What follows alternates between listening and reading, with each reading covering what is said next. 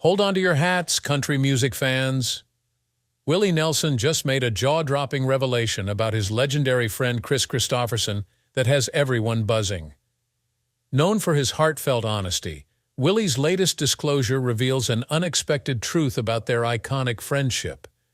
This isn't just a tale of camaraderie. It's a revelation that will shake the foundations of what you thought you knew about these two legends. You won't want to miss this.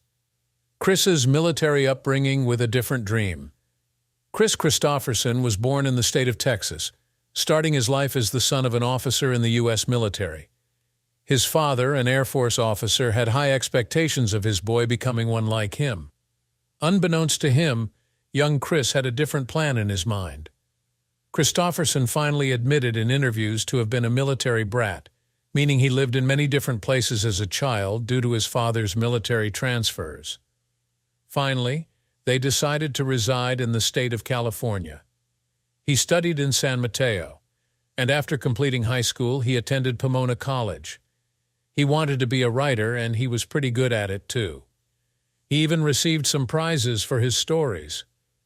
At 17, Kristofferson got a demanding summer job on Wake Island in the Pacific.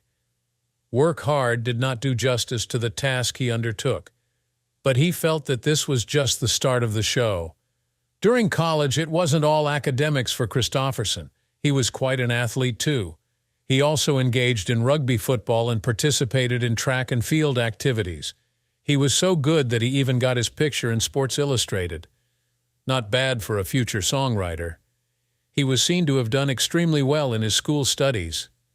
He had finished his degree in the Men's House with high honors and was even offered membership in the Phi Beta Kappa Society. He would be shaped by a teacher, a philosophy professor by the name of Frederick Sontag. After college, Kristofferson received a special scholarship to study at Oxford University in England. To be specific, he did not just study, rather he also punched people, albeit in a boxing ring. He also played rugby and began to write songs. In England, Kristofferson attempted to become a singer. He even switched his name to Kris Carson, but it was not as successful for him. He then left for home after completing his studies. His family wished him to join the army, so he did. He then joined the services and trains to become an officer and a pilot of the helicopters. He even spent some time teaching English in the West Point Military Academy. But in his heart, he was aware that he always wanted to write songs. Kristofferson made a big decision. He had to leave the army to pursue music with the intention of becoming a songwriter. His family was not happy about it. They thought he was throwing away everything they believed in.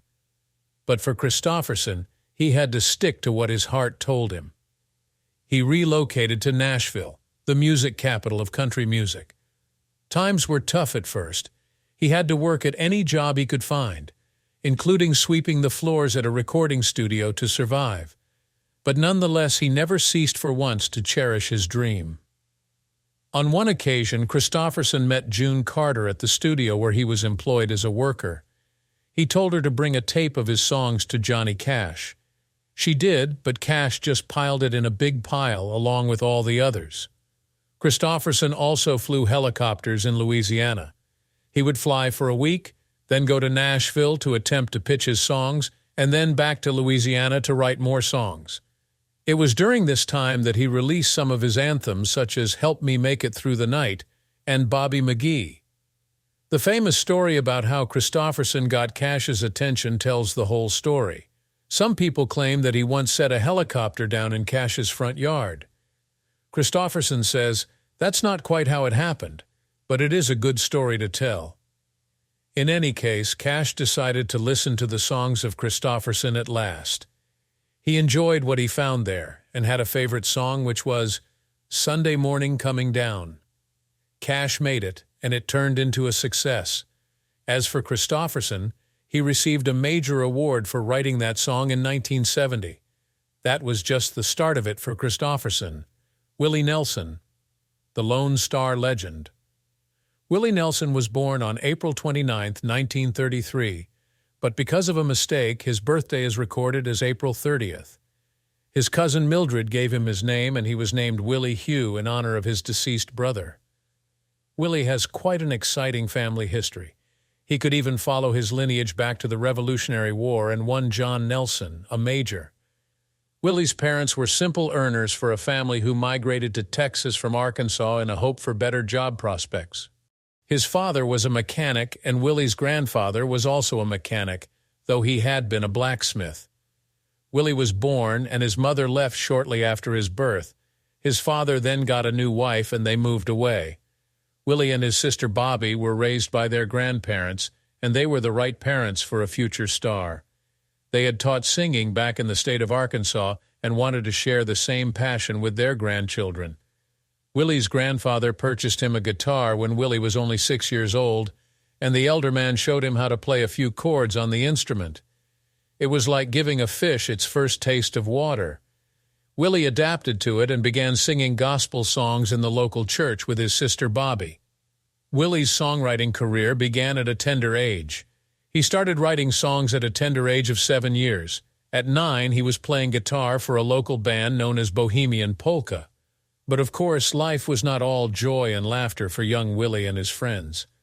As with many people in Abbott, his family worked in the fields picking cotton during the summer. Willie did not like hard work, and he was quick to find a way out of this. At 13, he began to earn his own money singing in dance halls, taverns, and honky-tonk bars. He continued doing this throughout high school, developing his skills and gaining more and more confidence. What kind of music did Willie like? Well, he listened to all kinds of music, as diverse as a field of wildflowers in Texas.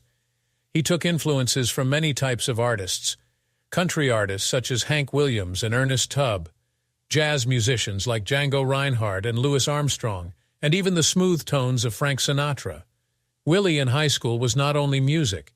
He was quite the athlete as well, and participated in football as a halfback, basketball as a guard, and baseball as a shortstop. He even used to rear pigs with the future farmers of America, but music was always calling. While still at school, Willie formed a band known as the Texans with his sister's husband, Bud Fletcher. They performed in roadhouses and even had a slot on a local radio station every Sunday morning. Willie's life after high school was quite an interesting one. He had a brief stint as a relief phone operator in Abbott, then attempted to become a tree trimmer for the local electric company. He even worked in a pawn shop for a while. In the year 1950, Willie enlisted in the United States Air Force. However, his military career was brief. He was discharged on medical grounds after serving for only 9 months because of back issues. Perhaps the universe had different plans in store for Willie Nelson than being a soldier. Willie returned to civilian life in 1952, and in the same year he decided to wed and married Martha Matthews. But he was not willing to just get a job of any sort. In 1954 to 1956, he was at Baylor University, where he took an agriculture course, and he even joined a fraternity. However, the lure of music was too much for him, and Willie dropped out of school to follow his passion. It was not a smooth journey to stardom for Willie. He worked a variety of jobs to make ends meet: bouncer at a nightclub, auto partsman, saddle maker, and again a tree trimmer. He even played in Johnny Bush's band for some time. The Nelson family then moved to Pleasanton, Texas, and Willie's life then took another interesting twist. He went for an interview for a disc jockey position at a radio station, KBOP. Dr. Ben Parker, who owns the station, decided to employ Willie, even though Willie had no experience in radio. This gamble resulted in Willie making songs such as The Storm Has Just Begun and When I've Sung My Last Hillbilly Song in 1955. These were not high-tech shows by any stretch of the imagination. Willie recorded the tracks on used tapes, and the demos were forwarded to a local label, SARG Records. Sadly, they turned him down.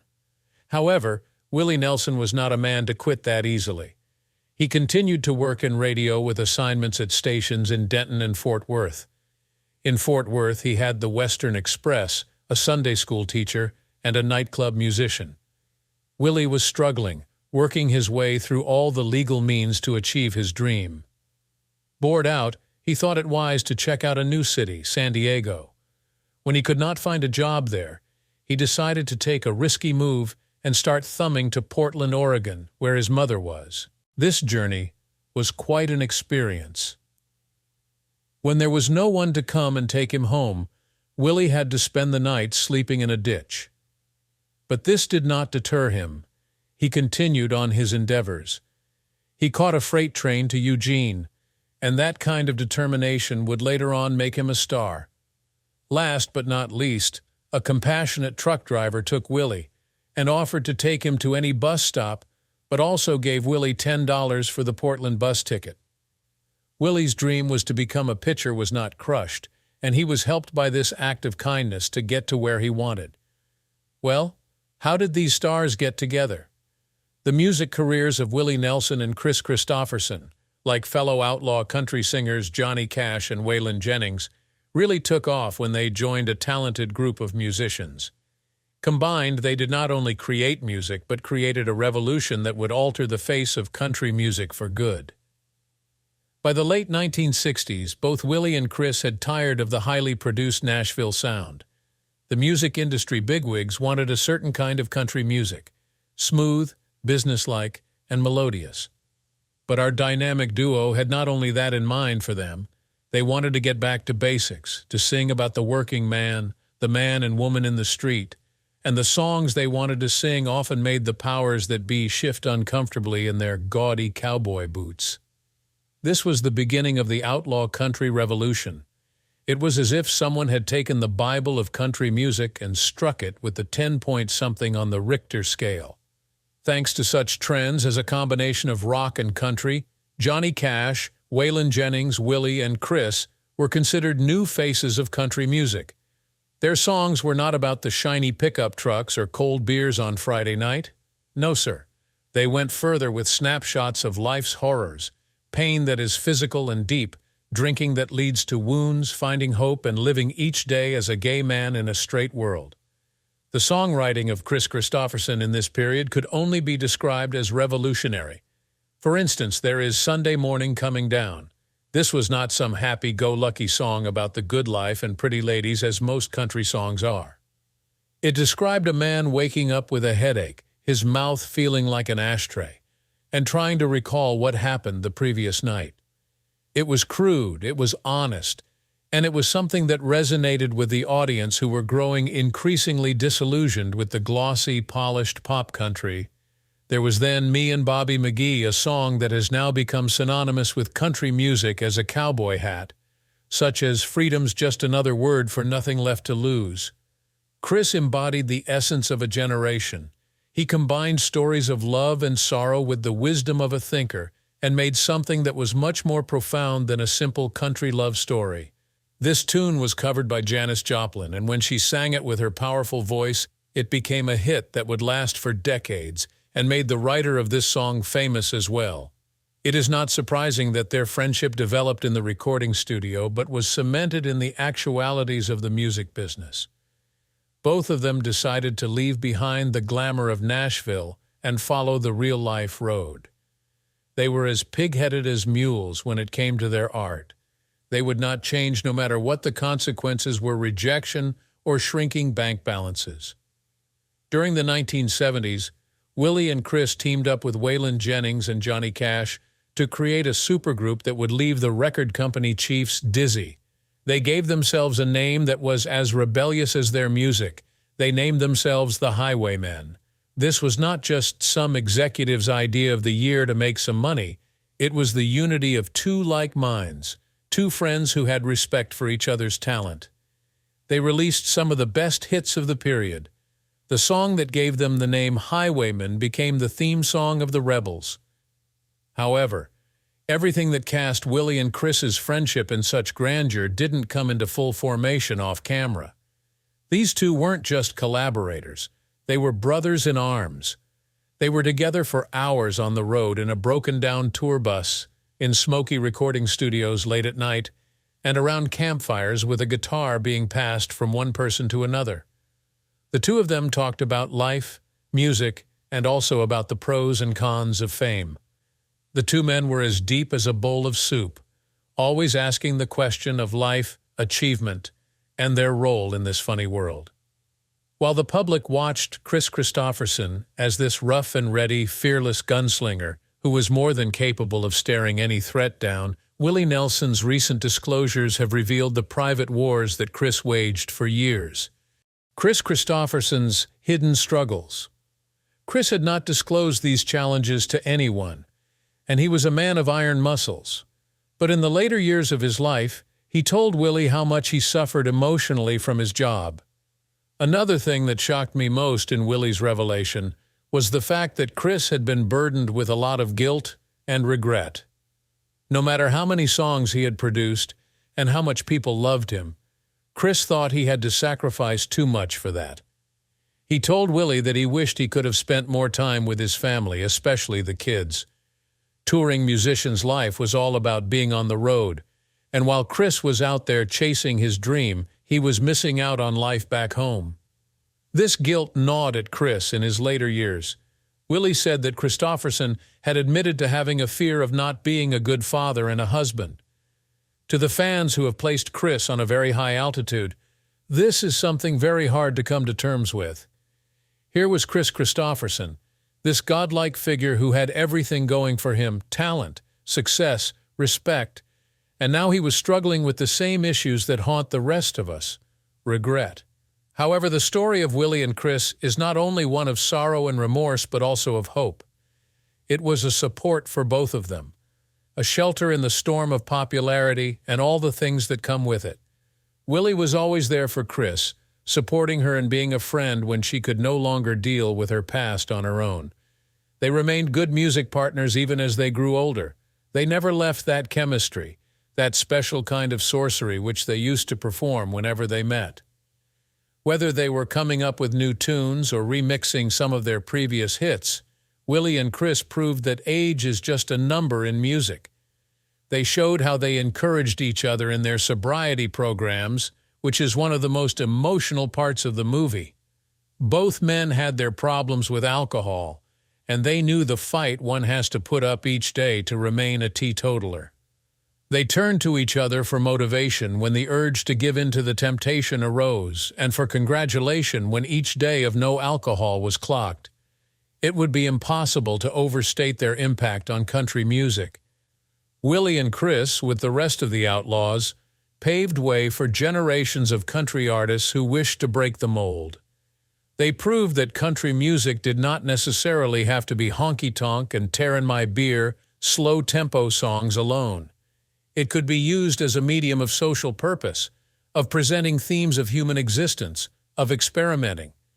Willie and Kris remained to motivate each other and everybody else as they aged and reached their seniority. They may have lost some speed, their voices may have thickened a little, but the passion in their chest was still the same. They stayed loyal to the profession, to their camaraderie, and to the principles that defined them both as officers for decades. Kris Kristofferson has now passed on, but one can state that he will always be with us in every note and in every word that lends itself to telling the story of country music. His death was a great loss, but the great impact he left behind will always remain a great impact. So as long as there is someone picking strings on a guitar and singing around campfires, his tunes will travel up the hills and down the heartlands through the past and the present. And there you have it. Willie Nelson's heartfelt revelation about his longtime friend Kris Kristofferson. Their bond remains unbreakable. Don't forget to like this video and subscribe for more updates on your favorite stars. Thanks for watching.